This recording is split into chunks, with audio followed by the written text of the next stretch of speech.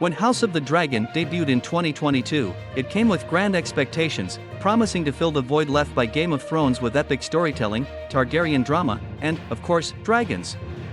The anticipation was palpable, with nearly 10 million viewers tuning in for the premiere, setting a record for HBO's series launches. However, instead of delivering a blaze of excitement, the show barely managed to produce a flicker of intrigue. For much of the series, viewers found themselves metaphorically stranded between Dragonstone and King's Landing, struggling to see anything through the dimly lit scenes.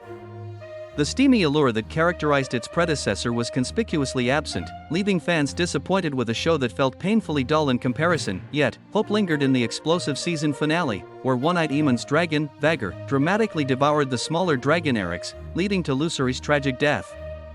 This climactic moment hinted at the potential for the series to finally take off, reminiscent of Game of Thrones finding its stride after Ned Stark's shocking demise in Season 1. Fast forward to Season 2, and the anticipation remains unmet.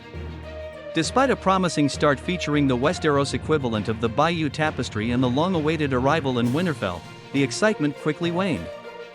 The introduction of a Stark at the Wall was momentarily thrilling but marred by painfully earnest dialogue that felt out of place. The first episode of the new season was a convoluted exposition, leaving many viewers confused despite multiple viewings. The characters, many sharing similar names, made it difficult to follow the plot, and worse, to care about any of them. The series lacks a compelling good versus evil narrative, with both the Greens and the Blacks proving equally unappealing. Unlike the Lannisters, who were villainous but captivating, these characters are simply dull and morally ambiguous. Rhaenyra, who once promised fiery vengeance, now spends her time brooding on a dragon.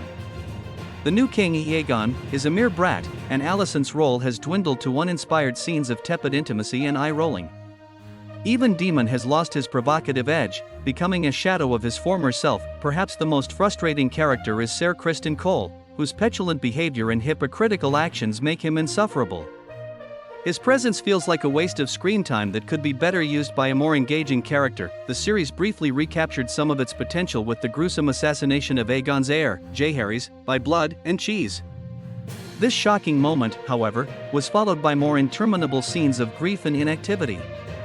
The twin brothers Eric and Eric's fatal duel over Rhaenyra's attempted murder added to the confusion, with their indistinguishable identities diminishing the impact. Cringeworthy dialogue, a lack of likable characters, and a persistently oppressive tone have left many viewers cold. The show lacks the humor, heart, and heroes that made Game of Thrones so compelling. Critics promise that action and CGI dragon battles are on the horizon, but the journey to get there has been tedious.